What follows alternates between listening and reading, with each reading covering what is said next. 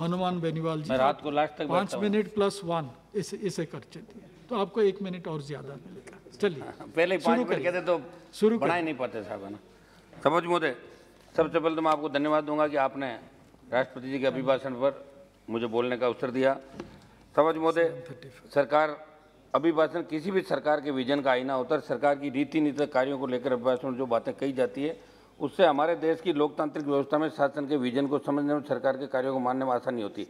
मगर इस अभिभाषण के अंदर राष्ट्रपति महोदय ने 82 बिंदुओं के माध्यम से जो बातें कही, उसमें ऐसा कहीं प्रतीत नहीं हुआ सरकार की कमी, खामी या नाकामी का हिस्सा थे, उनका कोई जिक्र इसके अंदर नहीं किया गया। सभापति महोदय, आपने 2047 के शताब्दी वर्ष की बात इस अभिभाषण के अंदर सरकार ने कही है, लेकिन देश का पिछड़ा वर्ग, गरीब, दलित, अल्पसंख्यक ये तो आज भी अपने अधिकार के लिए संघर्ष कर रहे हैं।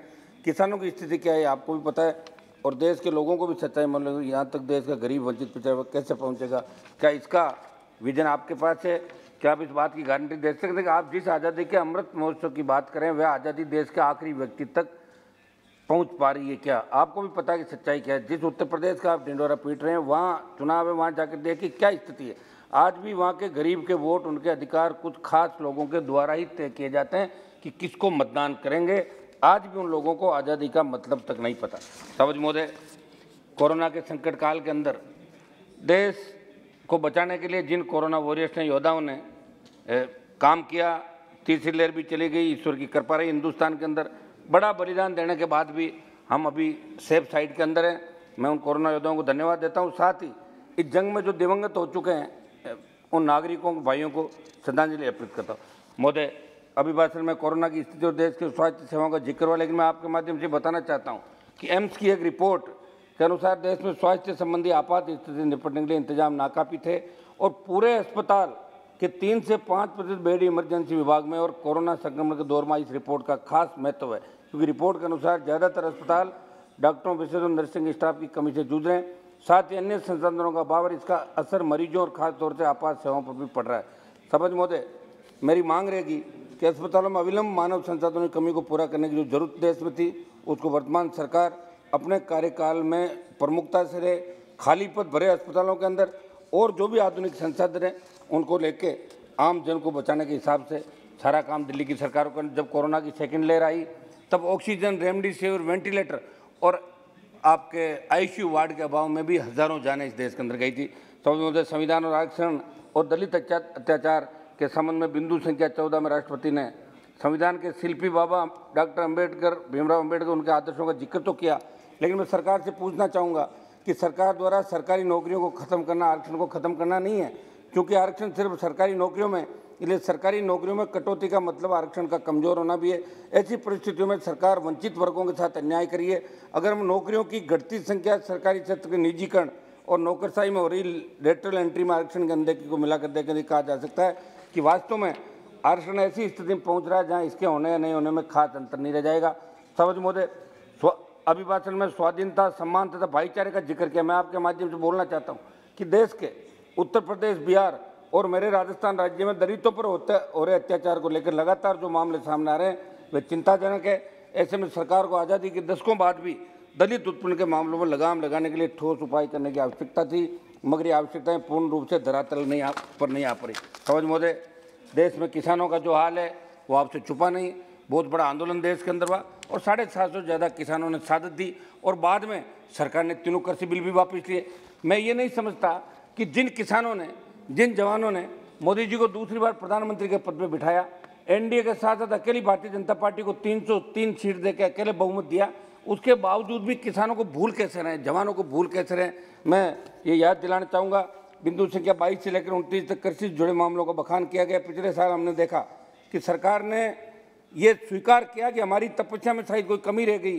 अध्यक्ष जी, तपस्या तो सरकार कर रही थी, इस तपस्या में वो 100 किसानों को कर रही थी। 750 से ज़्यादा किसानों की शहादत को बिना स्वीकारे सरकार ने तीनों कृषि कानून वापस लेने का ऐलान किया, मगर किसान आंदोलन के दौरान जो हड़धर्मिता सामने आई वो पूरा देश जानता है। सभापति महोदय, प्रधानमंत्री जी ने कहा कि किसानों की आय दुगनी करेंगे और किसान इन पर भरोसा करके 2 बार इनको सत्ता के अंदर लेकर आए। सदन को याद दिलाना चाहूँगा कि इसी सरकार ने 2022 तक किसानों की आय को दुगनी करने का टारगेट निर्धारित किया, लेकिन इनके वादे और ज़मीनी हकीकत की खाई ने भारत के किसान को संकट को दुगना कर दिया। NSSO की 2019 की रिपोर्ट के अनुसार ग्रामीण भारत में किसान परिवारों की वार्षिक कृषि आय में 2002-03 से 2012-13 के बीच औसत वृद्धि लगभग 20%, जो 12-13 से 18-19 के बीच लगभग 12% तक गिर गई, और ये भी तब जब कृषि का अनुमानित विकास दर 4.5% है। समझ महोदय, किसान आत्महत्याएं कर आज़ादी के 70 साल बाद 2021 में आए राष्ट्रीय अपराध रिकॉर्ड ब्यूरो की रिपोर्ट के अनुसार 2019 की तुलना में 20 में किसान आत्महत्या में वृद्धि दर्ज की गई। पीएम किसान योजना को लेकर कई बार किया गया। मैं सदन को बताना चाहता हूं कि देश में कृषि क्षेत्र के श्रमिकों की आत्महत्याओं में भी 18% भारी वृद्धि देखी गई, जिन्हें पीएम किसान जैसी योजना को लाभ से बाहर रखा गया। किसान आत्महत्या का आंकड़े इन बहुत परिचित योजना के लिए आईना है, सच्चाई को उजागर करते हैं। छोटे और सीमांत किसान अपनी गिरती आय और बढ़ते कर्ज के बोझ के कारण खुद को मार रहे हैं। और कल सदन में जब राहुल गांधी जी कल परसों भाषण दे रहे थे तो उन्होंने कहा, मैं उन्हें स्मरण दिलाना चाहता हूं कि देश की संसद में सरकार द्वारा प्राप्त आंकड़ों अनुसार मेरे राजस्थान के किसानों पर 1,20,979 करोड़ का कृषि कर्ज बकाया। और राजस्थान में राहुल गांधी जी 2018 के चुनाव में जब गए तो कहा कि 10 दिन में संपूर्ण कर्जा माफ करेंगे। कांग्रेस की सरकार भी बन गई और 10 दिनों की कर्ज माफी की बात छोड़ो, भी पिछले दिनों किसानों की जमीनें कुर्क करने के लिए वहाँ इनकी टीमें पहुँच गई थी और आनंद फानन में इनको अपने आदेश वापस लेने पड़े। वो 10 दिन आज तक पूरे नहीं हुए। सभापति महोदय, वर्ष 2021 में डीएपी की कीमतों में 58% की बढ़ोतरी की गई। ट्रैक्टरों पर जीएसटी 12% है, प्लास्टिक पाइपों पर जीएसटी 18%, कृषि उपकरणों पर जीएसटी 12 से 18 के साथ उच्च स्तर पर है। इतना टैक्स कृषि आय को दिन प्रतिदिन कम किया जा रहा है। गिरती आय और बढ़ती लागत के इस दौर में गांव देहात के गरीब किसान अपना जीवन यापन कैसे करेगा, ये सोचने का विषय है। सभापति महोदय, अभी जब किसान आंदोलन समाप्त हुए तब एमएसपी पे खरीद की गारंटी कानून की बात भी किसान संगठनों सरकार ने करी थी। मैं किसानों के भारी आंदोलन पर कृषि कानूनों को निरस्त कर दिया गया। प्रधानमंत्री जी ने न्यूनतम समर्थन मूल्य और अन्य मुद्दों की जांच के लिए समिति के गठन का वादा किया। उचित एमएसपी तय करने से किसानों की आय में सुधार होगा। अभी भी गठन होना बाकी है। गन्ना ही नहीं, गेहूं और धान की एमएसपी खरीद के आंकड़े बता रहे हैं कि सरकार ने वित्तीय वर्ष 20-21 की तुलना में साल 21-22 में करीब 34 लाख कम किसानों से खरीद की, यानी लाभार्थी किसानों की संख्या घट गई, जिसकी वजह से करीब 78 लाख मीट्रिक टन अनाज की कम खरीद हुई और सरकार को करीब 11,000 करोड़ रुपए कम खर्च करने पड़े। इसलिए किसान को सशक्त बनाने के लिए एमएसपी पर कानून बनाने था। एमएसपी पर किसान की पूरी उपज खरीदने, अभी 25 क्विंटल खरीदते राइडर लगा हुआ है, पूरी उपज खरीदने की नीति बनाने की जरूरत है। साथ ही मेरे प्रदेश राजस्थान में सिंचित क्षेत्र को विकसित करने की जरूरत है। राजस्थान की भौगोलिक स्थिति देखते हुए विशेष राज्य का दर्जा राजस्थान को मिले। सभापति महोदय, एक युवाओं पर मैं मेरी बात कहूँगा, फिर राजस्थान के अंदर 1 मिनट। सभापति महोदय, हाल ही में रेलवे भर्ती में शामिल युवाओं ने उत्तर प्रदेश में विरोध प्रदर्शन किया, जिन पर पुलिस ने खूब लाठियां बांधी, युवा घायल हुए। कुछ ऐसी स्थिति बिहार में रेलवे की एनटीपीसी की परीक्षा में परिणाम हुई। कथित धांधली के खिलाफ प्रदर्शन दौरान बनी 19 में जारी 35,000 नौकरियों के लिए 1.25 करोड़ युवाओं ने अप्लाई किया। 3 साल होने के बाद भी युवाओं को नौकरी कहीं दूर दूर तक नई नौकरी दिखाई दे रही। ऊपर से अपना हक मांग रहे गरीब परिवारों से आ रहे युवाओं को ही बेरहमी से पीटा गया। समग्र देश में रोजगार की हालत यह है कि केवल केंद्र में 8.72 लाख पद खाली पड़े। वहीं केंद्र सरकार के अंतर्गत आने वाले भर्तियों जैसे केंद्रीय विश्वविद्यालय, IIM, IIT, PSU, बैंक में 4.25 लाख भर्तियाँ खाली। ये हमारे देश के मध्यम वर्ग से आने वाले युवाओं के सबसे बड़ा विश्वासघात है। उन्हें नौकरी लेने का कोई मौका ही नहीं दिया जा रहा। नौकरी तो बहुत दूर की बात है। सभापति महोदय, मैं एक बात आपसे ये भी कहना चाहूँगा कि लास्ट 2 मिनट था ना, लेकिन देश में राष्ट्रीय स्तर पर युवाओं में बेरोजगारी की जो आंकड़े सामने आए इतने भयावह। मेरे राजस्थान की अगर बात करो तो एक समाचार पत्र की रिपोर्ट के अनुसार हर दूसरा ग्रेजुएट राजस्थान के अंदर बेरोजगार है। 20 लाख से अधिक युवा राजस्थान में, तो बिहार, हरियाणा व हिमाचल प्रदेश जैसे राज्यों में हर तीसरा ग्रेजुएट हुआ बेरोजगार है। देश की हर 5वीं शहरी महिला बेरोजगार है। ऐसे में बेरोजगारों को रोजगार देने के ठोस उपाय कोई विजन राष्ट्रपति जी के अभिभाषण में नजर नहीं आ रहा है। सभापति महोदय, एक जो मेरे राजस्थान का प्रमुख मामला साहब, वहाँ राजस्थान का युवा आंदोलन है। मैं 1-1.5 मिनट में अपनी बात समाप्त करता हूँ। राजस्थान के अंदर भर्तियों में बड़ी धांधली, राजस्थान प्रांत के अंदर हर पेपर आउट हो रहा है। और कल भी ये मामला यहाँ उठा था। लगातार आउट हो रहे पेपर से बेरोजगारों में व्याप्त आक्रोश हुए। बेरोजगारों के भविष्य के साथ हो रहे खिलवाड़ को लेकर सरकार का ध्यान आकर्षित करना चाहूँगा। राजस्थान की रीट 2021 भर्ती हुई और एक संगठित गिरोह ने राजस्थान की सरकार के जिम्मेदारों के संरक्षण में पेपर आउट किया। दुर्भाग्य इस बात का है कि माध्यमिक शिक्षा बोर्ड अजमेर के जिन जिम्मेदारों की भूमिका परीक्षा को करवाने की थी, उन्हीं जिम्मेदारों ने पेपर आउट करवाया। समझ महोदय, राजस्थान रीट के मामले में पेपर आउट होने के बाद बोली लगी 5 करोड़ तक पेपर बिका। जिसने जितनी ज़्यादा रकम लगाई उसको पेपर पहुंचा। RBSE द्वारा शिक्षा संकुल में गैर सरकारी व्यक्ति को पेपर की निगरानी के लिए नियुक्त कर देना और राजस्थान की जांच एजेंसी एसओजी द्वारा यह स्वीकार करना कि शिक्षा संकुल से पेपर आउट एक मिनट साहब, लास्ट एक मिनट, पेपर शिक्षा संकुल से आउट और इंगित करता है कि राजस्थान सरकार में बैठे मंत्रियों, अधिकारियों एंड सीएमओ की सह के बिना संभव नहीं था। इस पूरे मामले में एक बात ये सामने आई सभी महोदय कि राजस्थान में कांग्रेस की सरकार है, जिन्हें राजस्थान में रीट परीक्षा में अहम जिम्मेदारी मिली, वो कांग्रेस की राजीव गांधी स्टडी सर्कल संस्था में सदस्य और पदाधिकारी हैं, जिनके संरक्षक राजस्थान के मुख्यमंत्री अशोक गहलोत और नेशनल कोऑर्डिनेटर मंत्री सुभाष गर्ग के माध्यमिक शिक्षा बोर्ड के बर्खास्त अध्यक्ष डीपी जारोली सदस्य रीट जयपुर कोऑर्डिनेटर प्रदीप पारस। आ गया सारे चीज, आधे मिनट साहब, आधे मिनट समाप्त कर रहा हूँ, आधा मिनट साहब, आप बैठते हो तो हमें लगता है थोड़ा सा सारा चीज आ गया है, लास्ट लाइन बोल दीजिए। आधा मिनट साहब है ना। जयपुर कोऑर्डिनेटर प्रदीप पारस संस्था के जयपुर रीजन कोऑर्डिनेटर है।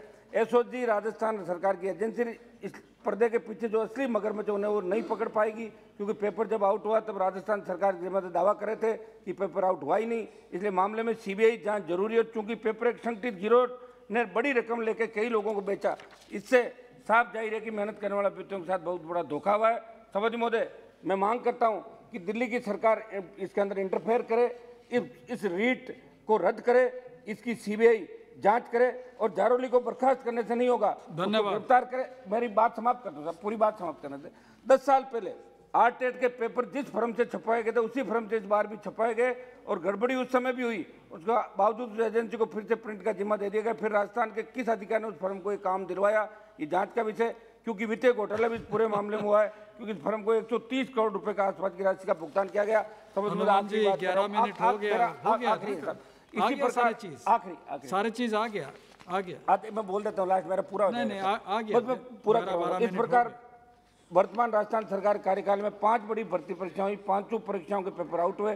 तमाम कोशिशों के बावजूद नकल गिरोह पर शिकंजा जो बहुत बड़ी। एक मिनट साहब, मेरी पूरी बात तो करना था, पूरी बात मेरा पूरी बात आ गई है, आधे मिनट में समाप्त कर रहा हूँ। I am calling the next speaker. आधा मिनट साहब, आधा मिनट मीन्स आधा मिनट, बस आधे मिनट में मैं बोल दूंगा साहब। बहुत बड़ी चिंता का विषय राजस्थान एसआई भर्ती परीक्षा, नीट 2021, जैन भर्ती परीक्षा 21, पुस्तकालय अध्यक्ष ग्रेड 3 परीक्षा के बाद आपने कल देखा 1 मिनट में क्या हुआ, रीट आप का आधा मिनट मांग रहे हैं। आधा मिनट का तो कल 1 मिनट में क्या हुआ आपको जानकारी है? मैं वो नहीं हूँ सर, मैं तो आपकी बात मान के बैठ जाऊंगा, बस आप बैठे हो तो आधा मिनट हमें और मिल जाए, हो गया ना। मैं समाप्त कर रहा हूँ सब। एक लास्ट वर्ड मेरा, इस बात का संकेत है कि सरकारी संस्थान में बड़ा खेल राजस्थान में खेला जा रहा है। राजस्थान सरकार, राजस्थान कर्मचारी चयन बोर्ड और लोक सेवा आयोग प्रतियोगी परीक्षाओं के आयोजन से लेकर परिणाम तक भ्रष्टाचार से छूटे नहीं रहे और आरपीएससी का अध्यक्ष जेल तक जा चुके हैं। और न केवल निवर्तमान राजस्थान के शासनकाल में बल्कि इसके पूर्व की सरकार के समय भर्तियों में जमकर धांधली हुई, मगर कोई ठोस कदम नहीं उठाए। मैं चाहता हूँ कि ठोस कानून इन नकल गिरोह के खिलाफ बने और ऐसे मामलों में भर्तियां रद्द हो और सीबीआई जांच। और आप संसदीय समिति अध्यक्ष महोदय, एक मिनट, लास्ट बात कह रहा हूं मेरी, एक बार मैं चाहता हूं कि आप सीबीआई जांच राजस्थान की सरकार देती, वो नहीं देगी, क्योंकि उनका पूरा ग्रुप मंत्री, आईएएस, सीएमओ सारा इन्वॉल्व है। हम चाहते हैं कि आप दिल्ली की टीम भेज के गवर्नर से रिपोर्ट मंगाएं, संसदीय समिति जाएं और सारी भर्तियां जिन जिन के पेपर आउट हुए उनको रद्द करा के नौजवानों को नए सिरे से रोजगार दे। ये मैं आपसे आश्वासन चाहता हूं। सभापति महोदय, आपने बोलने का अवसर दिया, बहुत बहुत धन्यवाद।